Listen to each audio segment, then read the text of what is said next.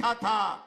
मैं भी आपका भाई हूं, आपका बेटा हूं। 20 साल से एक ही परिवार को इस सांसद के पद पे देख रहे हैं। मेरे उम्र का ख्याल रखते हुए मैं भी आपका भाई हूं, आपका बेटा हूं। आपसे विनती कर रहा हूं, मुझे इस बार भारी मतों से जिताने में अपना योगदान दें। धन्यवाद। सम्मानित देवरिया के लोकसभा के उम्मीदवार अखिलेश प्रसाद जी हमें अभी संबोधित करें। धन्यवाद संचालक महोदय। आज के इस विशाल जनसभा में हमारे कांग्रेस पार्टी के नेता आदरणीय राहुल गांधी जी, समाजवादी पार्टी के राष्ट्रीय अध्यक्ष अखिलेश यादव जी और सम्मानित मंच, ये चुनाव सामान्य चुनाव नहीं है। ये चुनाव एक गरीब का पक्ष लेने वाले, कमजोर का पक्ष लेने वाले, दलित पिछड़े आदिवासियों का पक्ष लेने वाले, नौजवानों किसानों का पक्ष लेने वाले गुट के साथ, और दूसरा गुट जो सिर्फ कुछ चंद अमीरों के लिए काम करता है, उस गठबंधन के साथ हमारा ये चुनाव है। जितने भी कानून गरीबों के लिए बने हैं वो सिर्फ कांग्रेस पार्टी और हमारा इंडिया गठबंधन अलायंस ने बनाया है। आप नौजवान हैं, इंटर पढ़ने के बाद क्या देवरिया में कोई ऐसा कॉलेज है, कोई एक भी इंजीनियरिंग कॉलेज है देवरिया में? बताएं आप। क्या कोई एमबीए कॉलेज है? क्या कोई इकोनॉमिक्स का कॉलेज है? क्या कोई लॉ का कॉलेज है? क्या कोई साइंस और टेक्नोलॉजी का कॉलेज है? इंटर के बाद आपको पढ़ने के लिए पलायन करना पड़ता है देवरिया से बाहर। क्या सिर्फ 10 सालों में क्या किया इस सरकार ने? क्या सिर्फ साक्षर बनाना है किसी सरकार की जिम्मेदारी है? हमें उच्च शिक्षा के लिए पलायन करना पड़ता है, हमें नौकरी के लिए पलायन करना पड़ता है। 10 सालों में क्या कोई एक भी इंडस्ट्री लगी है जिसमें 50 लोगों की भी नौकरी लगी हो? समय कम है, बातें बहुत सी हैं। आपको मेरा प्रणाम, बहुत बहुत धन्यवाद, सबको प्रणाम। अरे भाई व्यास जी, आप तो स्वागत कई बार कर लिए हैं। देखिए हम सबके नेता, लाखों लाखों करोड़ों लोगों के हृदय सम्राट, जिनको अपनी धरती पर देखना चाहते हैं, बरहज विधानसभा की धरती पर आपका अभिनंदन है। माननीय राष्ट्रीय अध्यक्ष जी, उठाओ दोनों हाथ और जोरदार तालियां होनी चाहिए आदरणीय अखिलेश यादव जी, राहुल गांधी जी के लिए। अखिलेश यादव, राहुल गांधी।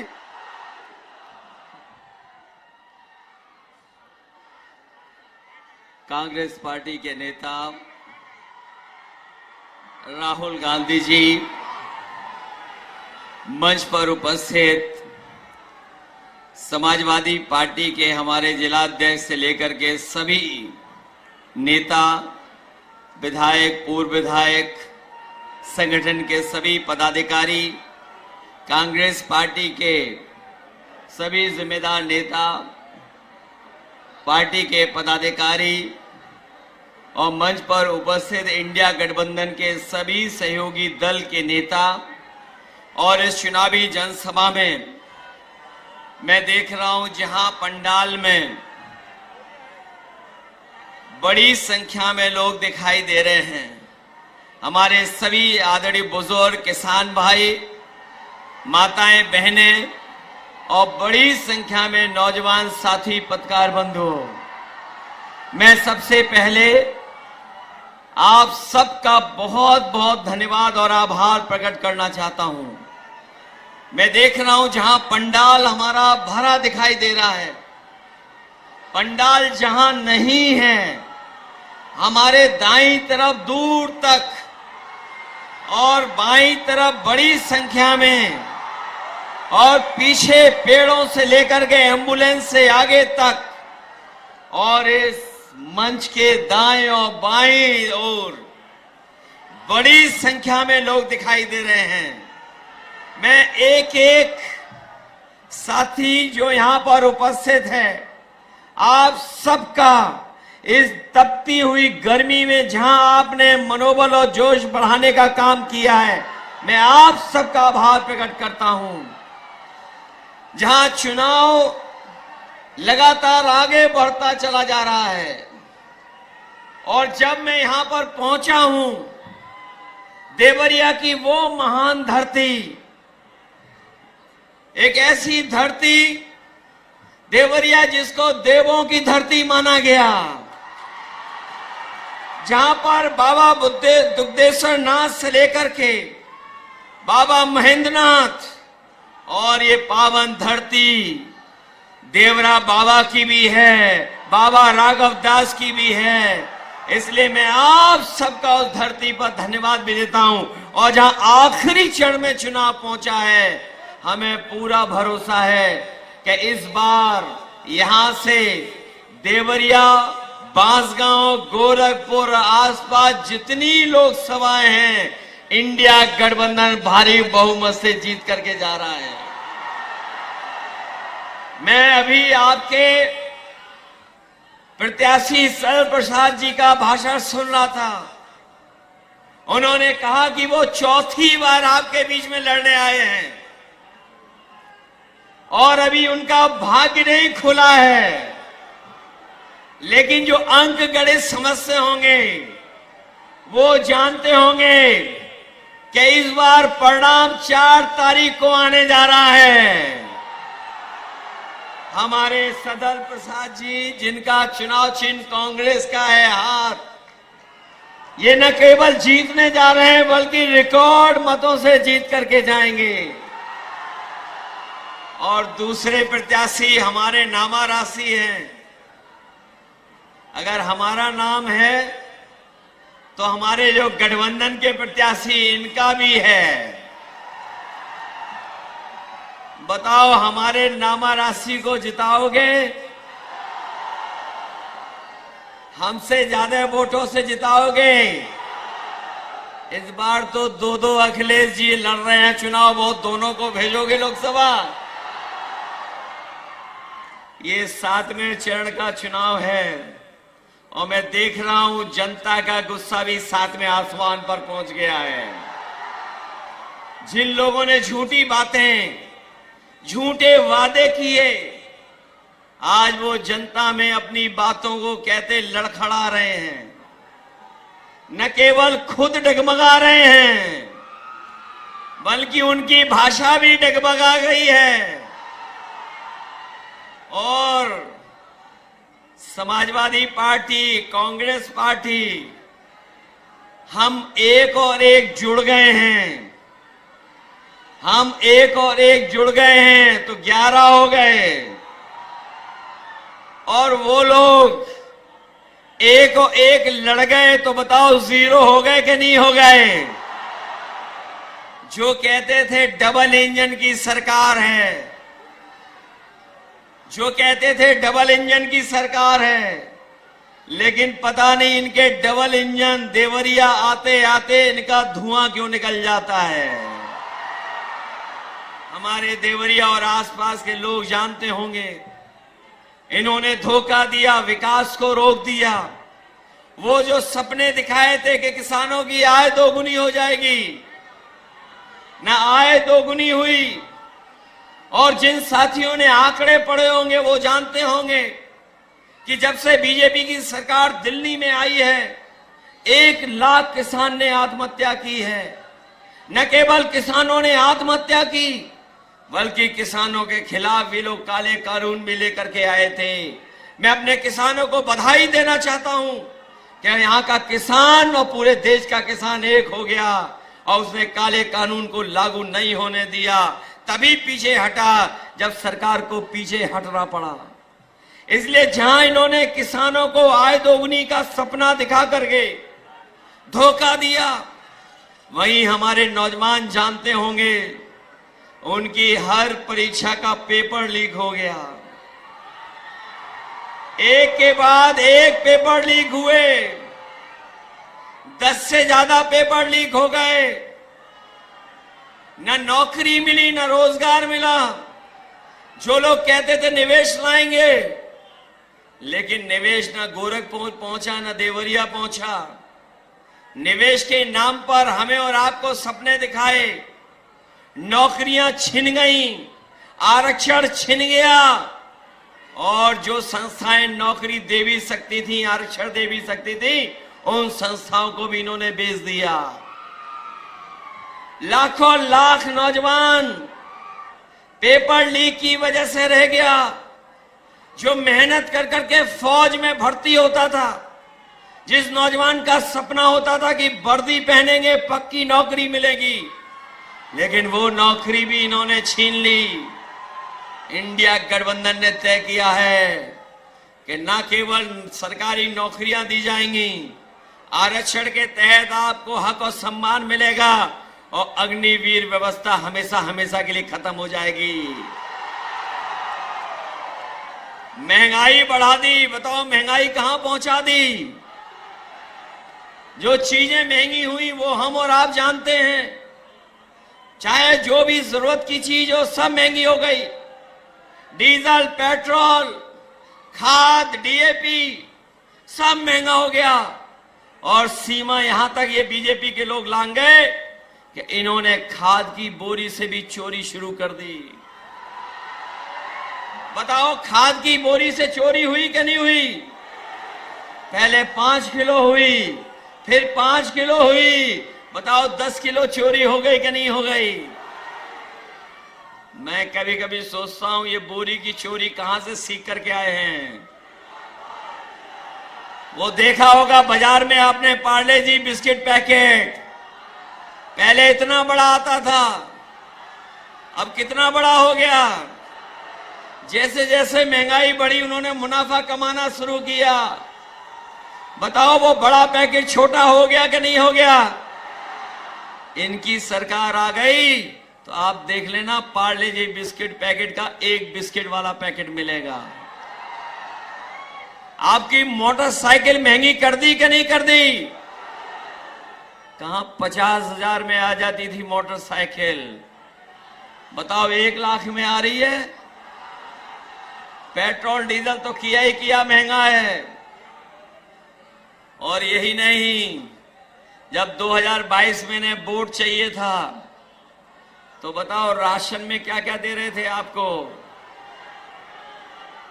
राशन में रिफाइंड तेल दे रहे थे, नमक दे रहे थे, दाल दे रहे थे। आज मात्रा कम हो गई, राशन में पता नहीं क्या दे रहे हैं। भरपेट गरीब खाना नहीं खा सकता है। इसलिए समाजवादी पार्टी और कांग्रेस पार्टी ने भी तय किया है कि सरकार बनेगी 4 जून के बाद तो राशन की मात्रा बढ़ेगी, गुणवत्ता बेहतर होगी, पैकेट का आटा और डाटा भी फ्री देने का काम होगा। इसलिए मदद करो सब लोग, मदद करोगे आप लोग? बताओ परिवर्तन की हवा चल रही कि नहीं चल रही है? देवरिया वालों हवा चला रहे हो कि नहीं चला रहे हो? ये पूर्वांचल के लोग हैं, इस बार रुकने वाले नहीं हैं। बताओ हिसाब किताब बराबर करोगे? न केवल हिसाब किताब देवरिया का करना है, बांसगांव से लेकर के गोरखपुर आसपास सब सीटों को जिताना है। क्योंकि ये चुनाव हमारे आपका तो है ही है, लेकिन ये चुनाव हमारे आने वाली पीढ़ी के भविष्य का चुनाव भी है। जहां हमारी भविष्य की पीढ़ी का चुनाव है, वहीं संविधान बचाने का चुनाव है कि नहीं है? संविधान बचाओगे आप लोग? ये संविधान वही है जो हमें आपको सम्मान दिलाता है, हमें आपको हक दिलाता, अधिकार दिलाता है। यही संविधान हमारी संजीवनी है। मैं अपनी बात को कहता हुआ खत्म करता हूं कि रोटी, कपड़ा और मकान, लेकिन सबसे पहले हमें बचाना है संविधान। इसलिए मदद करिए। मुझे पूरा भरोसा है कि इस बार सदर प्रसाद जी ऐतिहासिक वोटों से जीत करके जाएंगे। जिताओगे आप लोग? ऐसा तो नहीं है बूथ पे जाने के लिए घबरा जाओ आप लोग। बीजेपी वाले रोके तो रुक तो नहीं जाओगे? एक क्रांतिकारी धरती वाले लोग हैं, ये रुकने वाले नहीं हैं। ये आपको डराएं तो डरोगे तो नहीं? ये कुछ लालच दें बूथ के दिन तो कुछ करोगे तो नहीं? ये घालमेल करें तो बच के रहोगे? तो इसलिए बूथ पर तैयारी कर करके वोट डालना। 4 तारीख ये बीजेपी वाले अच्छे दिन तो लाए नहीं, लेकिन 4 तारीख को खुशियों के दिन आएंगे और खुशियों के दिन हमारे आपके तो आएंगे ही आएंगे। इन हमारे प्रेस वालों के लिए आजादी का दिन होगा, सुनहरा दिन होगा, फ्रीडम ऑफ प्रेस भी होगा। न केवल सरकार बदलने जा रही है, मित्र मंडली बदलने जा रही है। मित्र मंडली तो बदलेगी बदलेगी, मंत्रिमंडल भी बदलेगा और मीडिया बंडल भी बदलेगा 4 तारीख को। जो सुनाते रहे मन की बात, अब होगी संविधान की बात। इन्हीं शब्दों के साथ आप सबका बहुत बहुत धन्यवाद और बहुत बहुत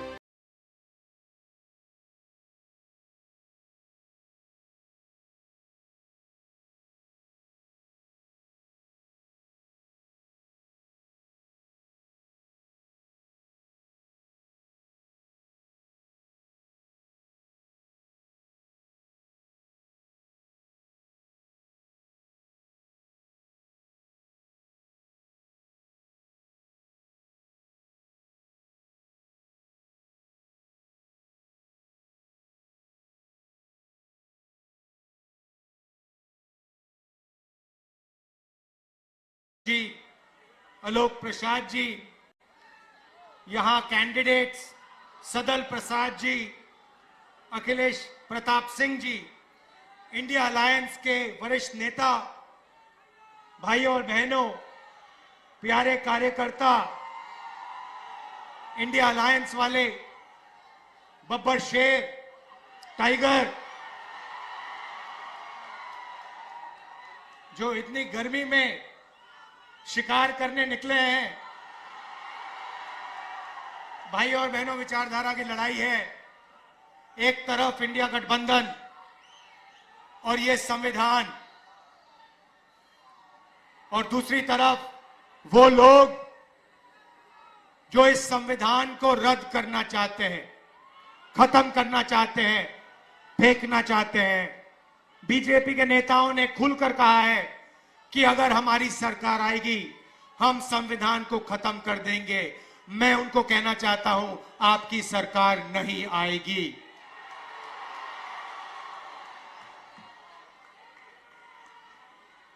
भाइयों और बहनों, ये देखिए, ये अंबेडकर जी की फोटो है। इसको अच्छी तरह देखिए। और ये जो अंबेडकर जी ने किया, ये जो बाबा साहब ने किया, ये है। ये संविधान बनाने के लिए अंबेडकर जी ने अपनी पूरी जिंदगी दे दी। ये आप भूलिए मत, ये आप भूलिए मत। मैंने अंबेडकर जी की किताबें पढ़ी हैं। उसमें उन्होंने कहा, उन्होंने बताया कि हिंदुस्तान में दलितों के साथ, पिछड़ों के साथ आजादी से पहले कैसा बर्ताव हुआ करता था। उन्होंने कहा कि जब वो छोटे थे, बच्चे थे, बैलगाड़ी पे गए और उनको पूरे रास्ते पानी नहीं पीने दिया गया था। भाइयों और बहनों, 3000 साल के लिए इस देश में, इस धरती में दलितों पर अत्याचार हुए हैं। कॉन्स्टिट्यूशन ने, संविधान ने पहली बार हिंदुस्तान की हिस्ट्री में दलितों को इज्जत दी है, रिस्पेक्ट दी है। और आज बीजेपी के लोग कहते हैं कि हम अंबेडकर जी के काम को, उनके सपने को फाड़ के फेंक देंगे। भाइयों और बहनों, अंबेडकर जी के संविधान को, गांधी जी के संविधान को, नेहरू जी के संविधान को कोई शक्ति फाड़ नहीं सकती है। मैं हिंदुस्तान के सब लोगों से कहना चाहता हूं कि संविधान को इंडिया गठबंधन दिल से, जान से, खून से रक्षा करने का काम करेगा। हम 1 इंच पीछे नहीं हटेंगे, मर जाएंगे, कट जाएंगे, मगर कॉन्स्टिट्यूशन को, संविधान को हम नहीं छूने देंगे, इसको नहीं बदलने देंगे। भाइयों और बहनों, संविधान ने सिर्फ दलितों की रक्षा नहीं की। रिजर्वेशन मिला, दलितों को रिजर्वेशन मिला, पिछड़ों को रिजर्वेशन मिला, आदिवासियों को रिजर्वेशन मिला, तो इस किताब ने रिजर्वेशन दिया।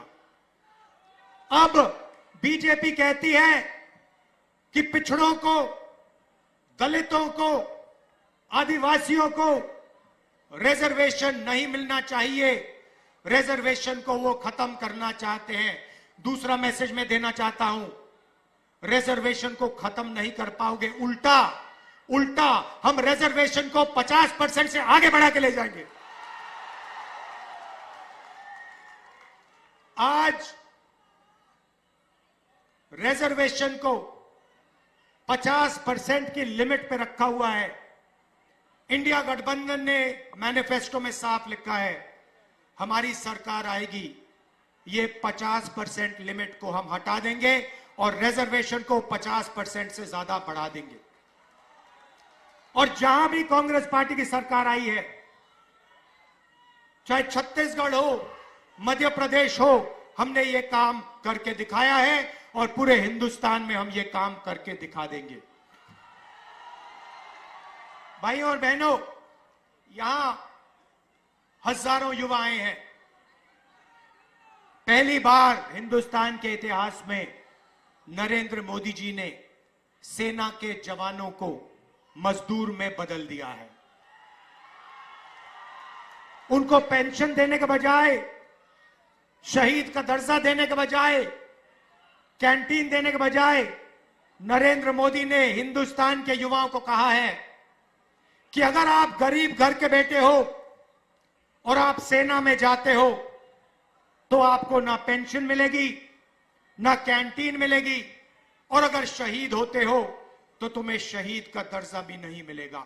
और अमीर घर के बेटों से कहते हैं कि अगर आप अमीर हो तो आपको पेंशन मिलेगी, आपको शहीद का दर्जा मिलेगा, आपको कैंटीन मिलेगी, आपके परिवार की रक्षा होगी। अग्निवीर योजना के हम खिलाफ हैं। मैं हिंदुस्तान के युवाओं को कहना चाहता हूं, अग्निवीर योजना को इंडिया सरकार फाड़ के कूड़ेदान में फेंकने वाली है। ये सेना का स्कीम नहीं है, ये नरेंद्र मोदी जी का स्कीम है, ये पीएम ऑफिस का स्कीम है, और इससे सेना का, देशभक्तों का, जवानों का अपमान किया जा रहा है। इसीलिए हम इस स्कीम को रद्द करने जा रहे हैं।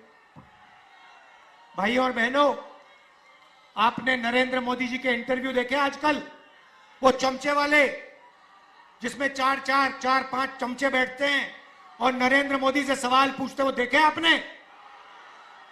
अखिलेश जी से इंटरव्यू करते हैं तो उल्टे सीधे सवाल पूछते हैं, मगर नरेंद्र मोदी जी से सवाल पूछते हैं तो कहते हैं, मोदी जी आप आम कैसे खाते हो? मोदी जी आप आम छील के खाते हो या काट के खाते हो? मोदी जी आम खाने से पहले आप उसको धोते हो? और मोदी जी जवाब देते हैं, ओ चमचो, नरेंद्र मोदी कुछ नहीं करता है, सब कुछ अपने आप होता है। नरेंद्र मोदी को धरती पे परमात्मा ने भेजा है, बाकी सब लोग बायोलॉजिकल हैं, माता पिता से पैदा हुए हैं। नरेंद्र मोदी बायोलॉजिकल नहीं है, नरेंद्र मोदी जी ऊपर से टपक के आए हैं उनको परमात्मा ने हिंदुस्तान भेजा है परमात्मा का काम करने के लिए। मजे की बात यह है कि परमात्मा ने उनको अदानी जी की मदद करने के लिए भेजा है, अंबानी जी की मदद करने के लिए भेजा है। मगर परमात्मा ने उन्हें किसान को मदद करने के लिए नहीं भेजा, मजदूर को मदद करने के लिए नहीं भेजा, जाति जनगणना करवाने के लिए नहीं भेजा। अजीब सी बात है भाइयों और बहनों, अगर सचमुच में परमात्मा ने भेजा होता तो परमात्मा कहते कि हिंदुस्तान के सबसे कमजोर लोगों की मदद करो, किसानों की मदद करो, मजदूरों की मदद करो, गरीबों की मदद करो। नरेंद्र मोदी जी के परमात्मा ने उन्हें कहा, नरेंद्र मोदी जी अदानी की मदद करो, हिंदुस्तान के सारे एयरपोर्ट अदानी को दे दो, हिंदुस्तान के पावर प्लांट्स को अदानी को दे दो, रेलवे अदानी को दे दो। 16 लाख करोड़ रुपए कर्जा माफ करो अदानी अंबानी का। ये कैसे परमात्मा है? ये नरेंद्र मोदी जी वाले परमात्मा है। भाइयों और बहनों, परमात्मा की बात हो रही है तो आपने राम मंदिर का इनॉग्रेशन देखा? राम मंदिर के इनॉग्रेशन में हिंदुस्तान के राष्ट्रपति जो आदिवासी हैं उन्हें कहा जाता है तुम्हें नहीं आना है, तुम्हारा चेहरा नहीं दिखना चाहिए। राम मंदिर के इनॉग्रेशन में एक पिछड़ा वर्ग का व्यक्ति नहीं था, एक दलित नहीं था, एक किसान नहीं था, एक मजदूर नहीं था। अंबानी अदानी की लिस्ट लगी हुई थी वहां पर। तो जो भी ये करते हैं अदानी अंबानी के लिए करते हैं। अब हमें काम करना है, इंडिया गठबंधन की सरकार आ रही है। मैं आपको सिर्फ आज 2 चीजें कहना चाहता हूं। सबसे पहले भाइयों और बहनों, 4 जून इंडिया गठबंधन की सरकार बनेगी। हिंदुस्तान के गरीब परिवारों की लिस्ट बनेगी, करोड़ों लोगों के नाम उस लिस्ट में होंगे। हर परिवार में से एक महिला का नाम चुना जाएगा, करोड़ों महिलाओं के नाम एक लिस्ट में लगेंगे। उसके बाद 5 उसके बाद 5 जुलाई खटाखट खटाखट खटाखट खटाखट खटाखट खटाखट खटाखट खटाखट 5 जुलाई, 5 अगस्त, सितंबर, अक्टूबर, नवंबर, दिसंबर। मीडिया वाले लोग कहेंगे देखो देखो इंडिया गठबंधन गरीबों की आदत बिगाड़ रहा है। हम उनसे कहेंगे ज्यादा बोला तो दुगना कर देंगे। आप लोग अंबानी के हो, अदानी के हो, आप अपना काम करो, आप उनकी शादी दिखाओ, हम अपना काम करेंगे। हमारा काम गरीबों के बैंक अकाउंट में, किसानों के बैंक अकाउंट में, महिलाओं के बैंक अकाउंट में हिंदुस्तान का धन डालने का है। हम उस काम को पूरा करेंगे। भाइयों और बहनों, किसानों का कर्जा माफ होगा, मिनिमम सपोर्ट प्राइस कानूनी मिलेगी। मनरेगा में आज 250 रुपए मिलते हैं, 400 रुपए मिलेंगे। और आशा और आंगनवाड़ी की जो महिलाएं हैं, जितनी भी उनकी आज आमदनी है उसको हम डबल कर देंगे। आखिरी बात, नरेंद्र मोदी ने बेरोजगारी फैलाई, उत्तर प्रदेश के युवाओं को चोट पहुंचाई। आपसे कहा, युवाओं नाली के ओर जाओ, नाली में पाइप डालो, नाली में से गैस निकलेगी, पाइप को चूल्हे में लगाओ और पकौड़े बनाओ। और उसके बाद कहते हैं परमात्मा ने कहा है कि मैं हिंदुस्तान के युवाओं को नाली के गैस से पकौड़े पकाना सिखाऊं। आपको बेरोजगार बनाया, 30 लाख सरकारी नौकरियां इंडिया गठबंधन के आते ही आपके हवाले कर देंगे। बेरोजगार युवाओं के बैंक अकाउंट में, गर्मी है काफी,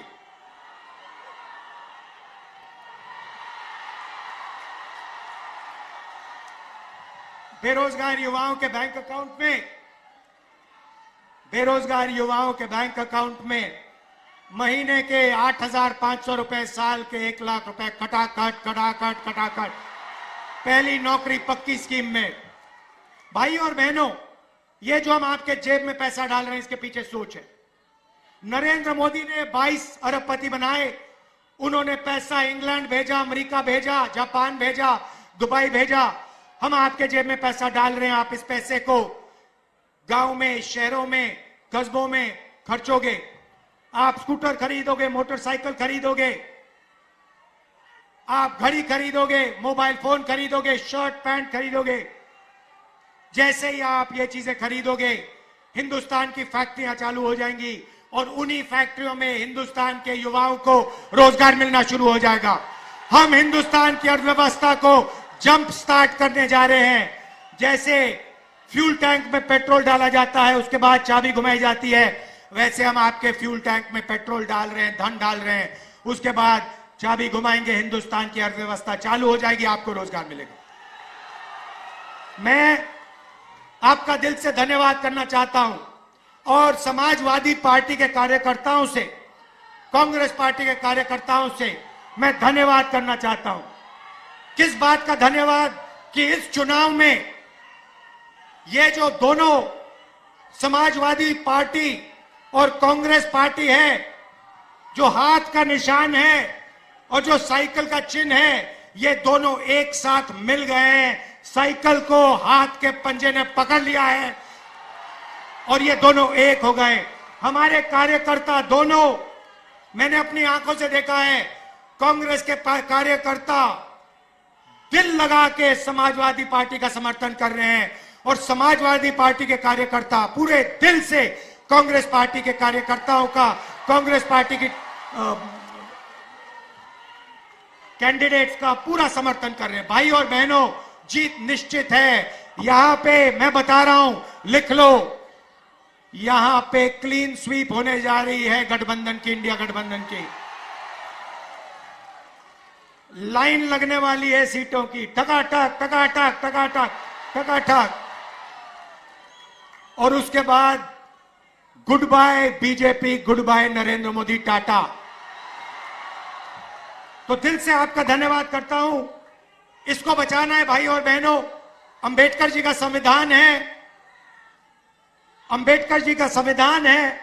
ये हथियार अंबेडकर जी ने, गांधी जी ने हिंदुस्तान के दलितों को, पिछड़ों को, आदिवासियों को, कमजोर लोगों को दिया। इसकी रक्षा करनी है, जान से रक्षा करनी है, पूरे दम से रक्षा करनी है। दिल से आपका धन्यवाद। नमस्कार, जय हिंद। आज आए सभी चुनावी जनसभा में आए हुए लोगों का आभार प्रकट करते हुए सभा की समाप्ति की घोषणा करता हूं।